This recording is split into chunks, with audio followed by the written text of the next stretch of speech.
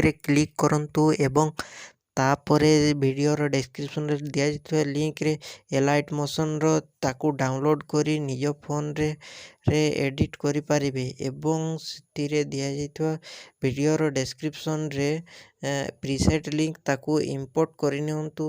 ତାପରେ ସେଥିରେ ଆପଣ ଯାହା କିଛି ଚେଞ୍ଜ କରିବାକୁ ଚାହୁଁଛନ୍ତି ତାହା ଚେଞ୍ଜ କରିପାରିବେ ଏବଂ ନ ଚେଞ୍ଜ କରି ମଧ୍ୟ ଆପଣ ତାକୁ ସିଧା ଡାଉନଲୋଡ଼୍ କରିପାରିବେ। ଯଦି ଭିଡ଼ିଓଟି ଭଲ ଲାଗିଥାଏ ଚ୍ୟାନେଲଟିକୁ ସବସ୍କ୍ରାଇବ୍ ଏଣ୍ଡ ଭିଡ଼ିଓଟିକୁ ଲାଇକ୍ କରିନିଅନ୍ତୁ।